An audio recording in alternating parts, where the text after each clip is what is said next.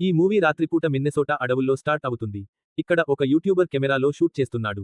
4 సంవత్సరాల క్రితం టామీ అనే అబ్బాయి ఈ అడవి లేక్లో మిస్టీరియస్ గా చనిపోయాడని. అతని ముఖం చాలా దారుణంగా చిరిగిపోయింది.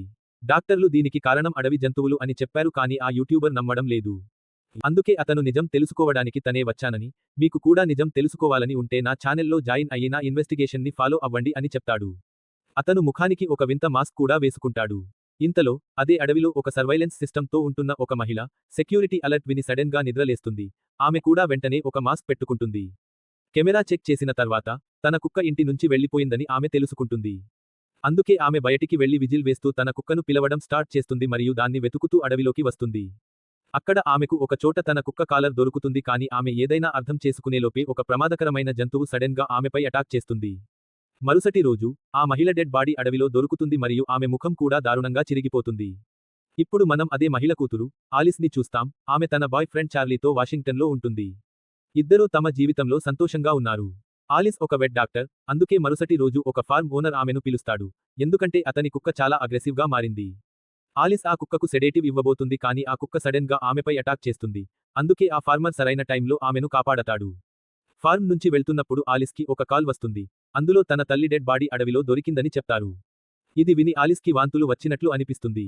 తన తల్లి లాస్ట్ రైట్స్ చేయడానికి ఆమె ఎమర్జెన్సీలో చాలా సంవత్సరాల తర్వాత మిన్నెసోటాకి తిరిగి వస్తుంది. అక్కడ పోలీస్ స్టేషన్లో ఆమెకు తెలుస్తుంది. ఒక లోకల్ అబ్బాయి తన తల్లి డెడ్ బాడీని చూశాడని మరియు తన తల్లికి ముందు నుంచే గుండె జబ్బు ఉందని.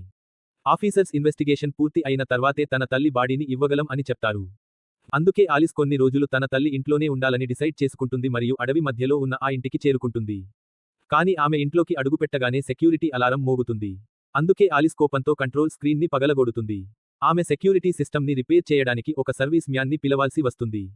అప్పుడు ఆమె తిరుగుతూ చార్లీకి కాల్ చేసి చెప్తుంది. తన తల్లి చనిపోయిందని, ఎందుకంటే ఆమె చార్లీకి చెప్పకుండా ఇక్కడికి వచ్చింది. ఇంతలో ఒక జంతువు ఇంటి చుట్టూ తిరుగుతూ వింత శబ్దాలు చేయడం స్టార్ట్ చేస్తుంది కానీ ఆలిస్ దాన్ని చూడలేదు. తన సామాను కార్లో నుంచి తీయడానికి వెళ్ళినప్పుడు ఆమె చూస్తుంది. తన కార్ ఆటో లాక్ అయ్యిందని. ఆమె ఇంటి లోపలికి వెళ్లి తన కార్ కీని వెతుకుతుంది కానీ ఆ కీ కనిపించదు. ఆమె రెంటల్ కార్ కంపెనీకి కాల్ చేసి డూప్లికేట్ కీ పంపించమని రిక్వెస్ట్ చేస్తుంది. ఆమె కార్ని తెరవడానికి ట్రై చేస్తుంది కానీ బ్యాలెన్స్ తప్పి కింద పడిపోతుంది. సడెన్ గా ఆమె పక్కన ఒక చనిపోయిన నక్క పడి ఉండటం చూస్తుంది మరియు దాని ముఖం కూడా చిరిగిపోయి ఉంది. ఆలిస్ కొంచెం భయపడుతుంది. అదే రాత్రి ఆలిస్ నిద్రపోతున్నప్పుడు ఆమెకు కుక్క మొరగడం మరియు ఇంటి చుట్టూ ఎవరో తిరుగుతున్న శబ్దం కూడా వినిపిస్తుంది. ఆమె మెట్లపైకి వెళ్లి లాండ్రీ రూమ్కి చేరుకుంటుంది మరియు తను డ్రైయర్లో పెట్టిన బట్టలన్నీ చిరిగిపోయి ఉండటం చూస్తుంది. సడెన్ గా సెక్యూరిటీ అలారం మళ్లీ మోగుతుంది. బయట ఏదో జరిగినట్లు. ఆలిస్ కిటికీలోంచి చూస్తుంది కానీ ఆమె ఎవరినీ చూడలేదు. కానీ కంట్రోల్ స్క్రీన్ పై ఒక వింత జంతువు పరిగెత్తడం చూస్తుంది. మరుసటి ఉదయం ఆలిస్ పోలీస్కు కాల్ చేస్తుంది కానీ కాల్ నేరుగా వాయిస్ మెయిల్ కి వెళ్తుంది. అందుకే ఆమె ఏ మెసేజ్ పెట్టలేదు.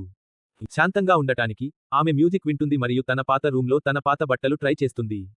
ఆమె తన పాత సామాను వెతకడం స్టార్ట్ చేస్తుంది. ఆమెకు తన హైస్కూల్ బాయ్ ఫ్రెండ్ జాకెట్ మరియు తన పాత ఎలక్ట్రానిక్ డైరీ దొరుకుతుంది. అందులో తన హైస్కూల్ బాయ్ ఫ్రెండ్తో ఉన్న రిలేషన్షిప్ గురించి ఒక రికార్డింగ్ ఉంది. రికార్డింగ్తో పాటు తన తల్లి చాలా స్ట్రిక్ట్, కోపంగా ఉందని మరియు తనను ప్రెషర్ చేయబోతుందని ఆమె తెలుసుకుంటుంది. కొంత టైం తర్వాత ఆలిస్కి మళ్లీ అదే శబ్దాలు అటిక్ నుంచి వినిపించడం స్టార్ట్ అవుతుంది. ఆమె ఏదో విధంగా మెట్లపైకి వెళ్లి అక్కడ ఒకే ఒక ఎలుకను చూస్తుంది. కానీ తన వెనుక అదే భయంకరమైన జంతువు లాంటిది పరిగెడుతుందని ఆమెకు అనిపించదు. ఇంతలో పోలీస్ కూడా ఆలిస్కి కాల్ చేసి తన తల్లి బాడీపై మరికొంత రీసెర్చ్ చేయాల్సి ఉందని చెప్తారు. అందుకే ఆమె మరికొన్ని రోజులు ఇక్కడే ఉండాల్సి ఉంటుంది. ఆలిస్కి విసుగు అనిపిస్తుంది మరియు పాత వీడియో టేప్స్ చూడటం స్టార్ట్ చేస్తుంది. ఆలిస్ తల్లి తనను సన్నగా మరియు ఒక అందమైన బొమ్మలా పర్ఫెక్ట్ గా ఉంచడానికి బలవంతంగా డైట్ చేయించేదని ఆమె తెలుసుకుంటుంది. ఆమె తనను అరిచేది మరియు ఎమోషనల్ గా విరిచేది. అదే టైంలో ఒక ముసలి మహిళ ఇంటి బయట నుంచి వచ్చి కెమెరా ద్వారా తన తల్లిపై సానుభూతి చూపిస్తుంది. ఆలిస్ ఆమెను లోపలికి పిలుస్తుంది కానీ ఆ మహిళ లోపలికి రావడానికి రిఫ్యూజ్ చేస్తుంది. ఇంట్లో ఎక్కువ టైం ఉండవద్దని ఆమె ఆలిస్ని కూడా వార్న్ చేస్తుంది.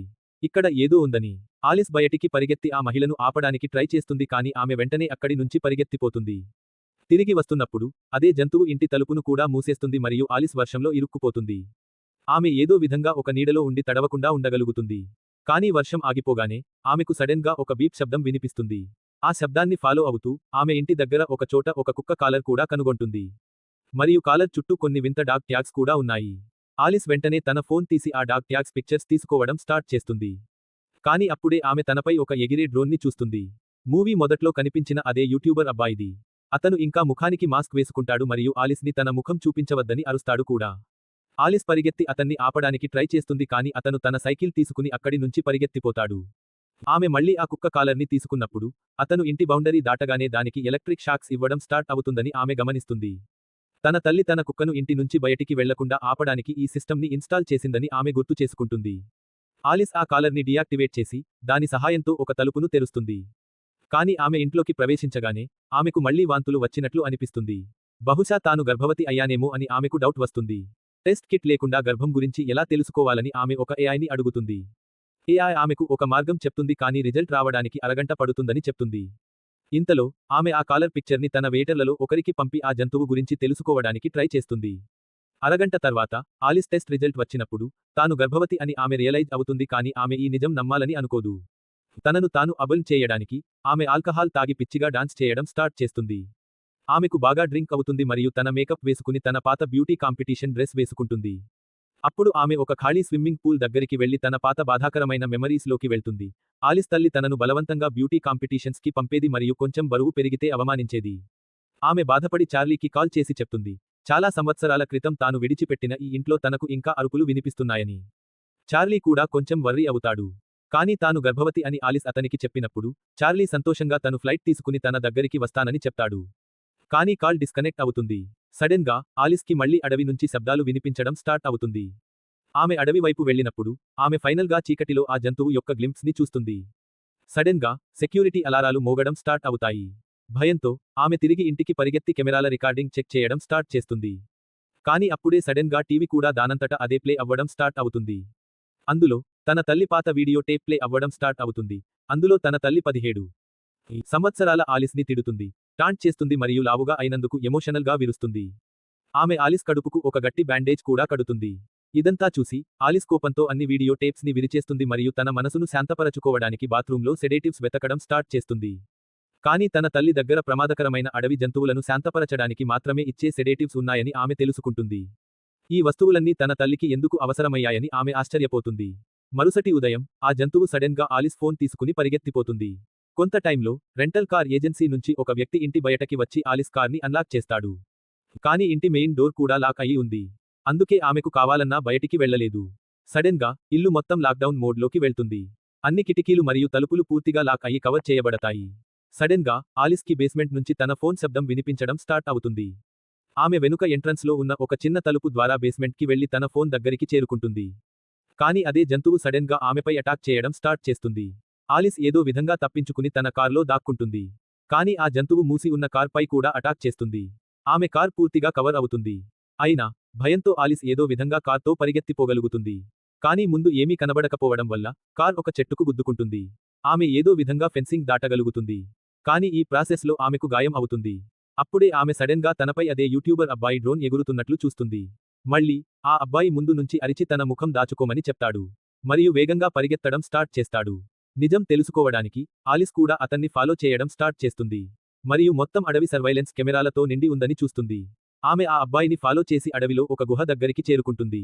లోపలి నుంచి ఆమెకు ఒక బిడ్డ ఏడుస్తున్న శబ్దం వినిపిస్తుంది. కానీ ఆమె లోపలికి వెళ్లగానే ఇది కేవలం ఒక ట్రాప్ అని ఆమె తెలుసుకుంటుంది. ఎందుకంటే ఆ శబ్దం అక్కడ పడి ఉన్న ఒక వాకీ టాకీ నుంచి వస్తుంది. అప్పుడే ఆ అబ్బాయి అక్కడికి వచ్చి గుహ తలుపు మూసేస్తాడు. అతను వాకీ టాకీలో చెప్తాడు, భయపడకు, నిన్ను సురక్షితంగా ఉంచడానికి మాత్రమే నేను నిన్ను ఇక్కడ లాక్ చేశాను. నేను రేపు మళ్లీ వస్తాను. మరియు అక్కడి నుంచి పరిగెత్తిపోతాడు. కానీ ఆ గుహ ఆ అబ్బాయి యొక్క సీక్రెట్ బేస్ లాంటిది. అందుకే ఆ అబ్బాయి సేకరించిన చాలా ఎవిడెన్స్ అక్కడ ఆలిస్కి దొరుకుతుంది. దాని నుంచి ఆమెకు తెలుస్తుంది తను కలిసిన ఆ జంతువు ముఖం దారుణంగా గీసుకుపోయి ఉందని. అక్కడ ఉన్న సర్వైలెన్స్ కెమెరాల ఫుటేజ్ చూస్తే చార్లీ కూడా ఇంటికి చేరుకున్నాడని ఆమె తెలుసుకుంటుంది. మరియు ఎవరో గేట్ తెరిచి అతన్ని లోపలికి కూడా పంపించారు. ఆలిస్ చాలా భయపడుతుంది.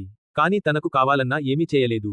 కొంత టైం తర్వాత ఆ అబ్బాయి మళ్ళీ అక్కడ ఉన్న కెమెరా మరియు మైక్రోఫోన్ ద్వారా ఆలిస్తో మాట్లాడుతాడు.